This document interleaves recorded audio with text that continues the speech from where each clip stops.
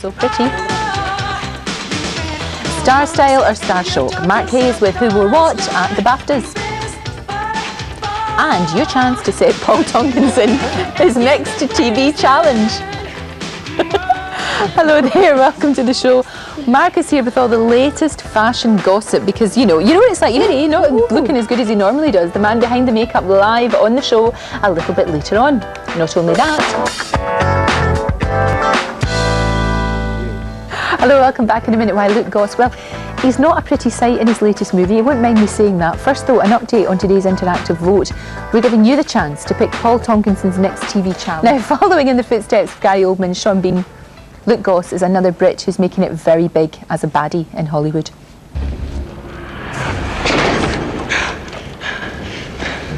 You want me so bad, Blade? Here I am. Why kill me?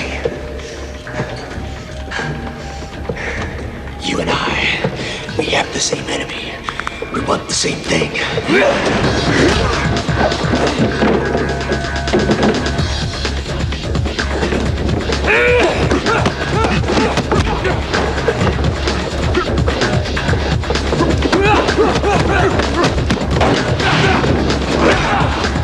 Wow, Blade 2 currently #1 in the British movie charts. Luke Goss joins me now, unrecognisable. Now, why hire a gorgeous man and then make you sit in makeup for 5 hours to look like that? I kind of like that though, you know, I like that. Did you? Yeah, I did that. It's like Paul gets to decide who he wants to be a cowboy. I just wanted to be a freak for a day. Yeah, I bet you did. 8 months later. It's been amazingly successful. The first film was very successful, but unusually the sequel has been even better. Yeah, this one, it opened #1 in the States. Yeah. And #1 here too for 2 weeks. Fantastic. So it's been great. So kind of I pinch myself. It's fun. I was with Wesley promoting America recently, and the response to the film, like nationally in America, was incredible. And coming back here to find out it went #1 was a real buzz. I just flew in 2 days ago, so it's nice to come back to that. And come back, and it's a huge success. Yeah. And it's fantastic. How did the role come about? How did you get the role?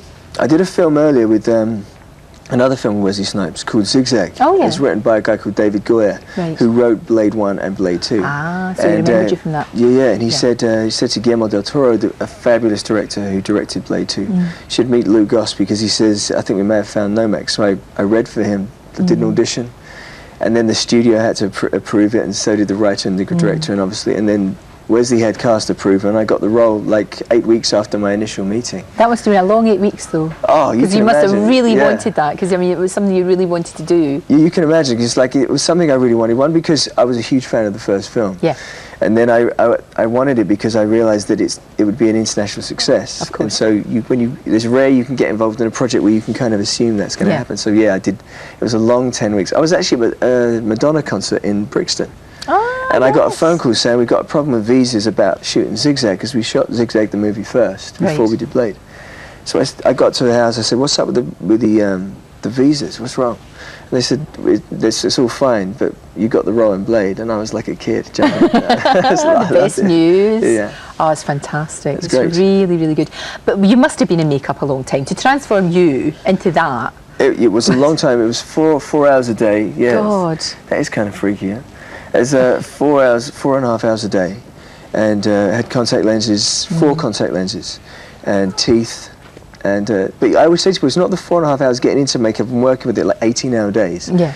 At the end of the day, the thought of a cold beer is like you know you have it on a plinth with smoke and lights around it. Yeah, it's like this angel music.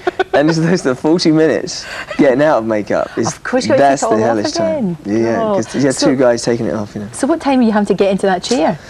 At least 4:30, 5 o'clock in the morning, and we'd finish at sometimes 1, 2 in the morning. You get 2, 3 hours turnaround.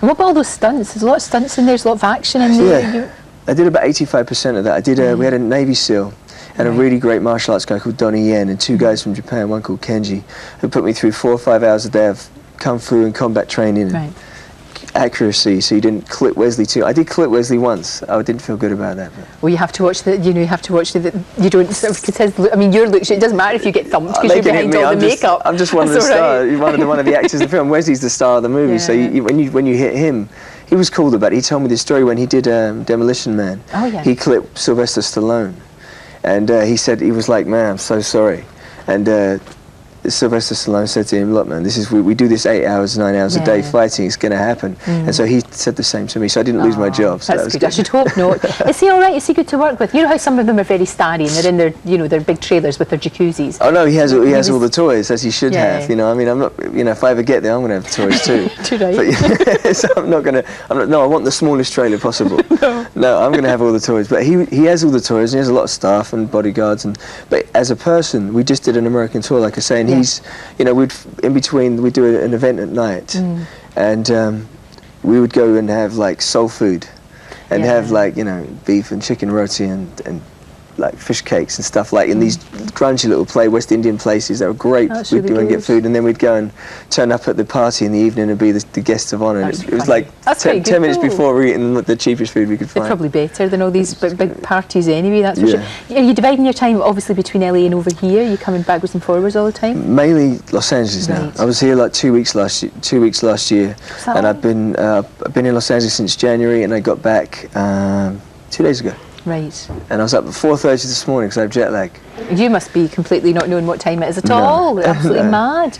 And did people in America, did they know you from your music, or did they know you from your acting, or what were you coming to them? You weren't coming to them with lots of baggage in the way that you might have over here. The wonderful thing about it for me, to be honest, is that there they know me just as a movie actor. Right. So it's kind of it's fun because, you know, you go over there like as a guest. It's just Goss actor, and they say the films you've done, and that's where it ends. And I'm not paranoid about it or upset about being in a band when I was a kid. Here, it's just a long time ago, wasn't it? Yeah, exactly. Here it's fine. It's just, it will slowly dissipate when it's meant to dissipate. I'm not trying to, you know, say, you know, everyone forget me as being. No, because I mean, Goss were huge. They're a gigantic band, biggest band of the 80s. But it is sometimes quite refreshing just to walk on a show and just talk about the new film or the new project you're doing, a bit of theatre, whatever. It's nice to do that. It's fun. But I mean, there's so many girls here who are, you know, they wear the Brosettes and all of that, and people they remember you very fondly. Yeah, I remember them fondly, and they're much cuter now. They're kind of taller, slimmer, and they got the legs are longer. That's for sure. And like we say, it was a while ago. Things have moved on for you, and you've worked really hard. You really have, because you did all this sort of experimental theatre. You earned your place, if you know what I mean. You didn't just go straight from being in a supremely successful band right into the movie role. You had to work for it. You know what's nice about it, though? When you have success that quickly as a kid, there's nothing worse than having all that success and saying, do I deserve this? Right. When you do like 1,800 performances in theatre, and this is my 6th picture, you think, yeah, maybe I deserve this. I mean, I would have waited longer, and sure, I'd have worked harder for longer, but when you get a break, like I have with this movie, you can enjoy it slightly more when you feel like you put some legwork into it and built some foundation. It doesn't have the fragility of kind of overnight success. So no, that's true. It feels slightly more securing, and it enables you to be more relaxed about the whole thing. No, it's really good. And what next? I mean, that's the question you always ask people who work in your business. Yeah.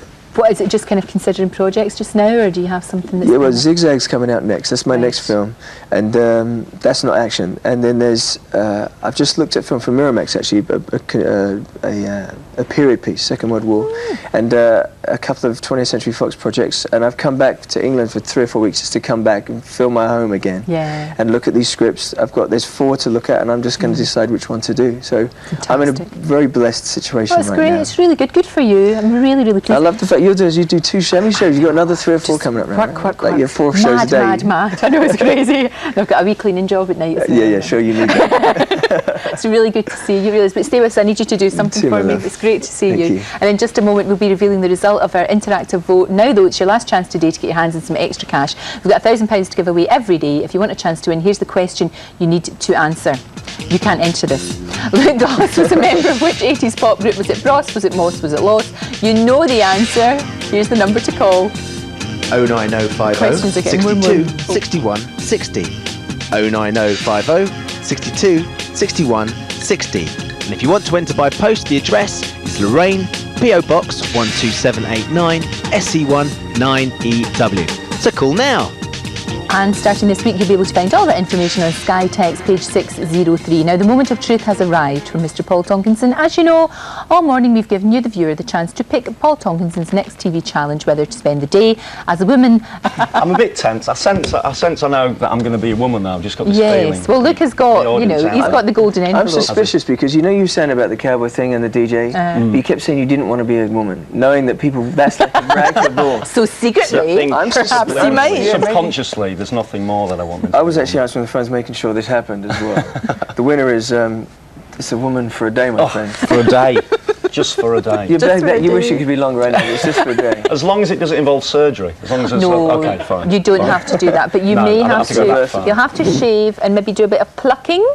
Really? And maybe some wiglets and all of that. Unless you played an old woman, and then the hairy top lip might work. Of course, I haven't said what age yet, no. No, well, we'll see. Pants. Well, listen, I'm going to look forward to that. And Luke, thank you very much thank you. again. And that's all for today. On the show tomorrow, Steve McKenna will be...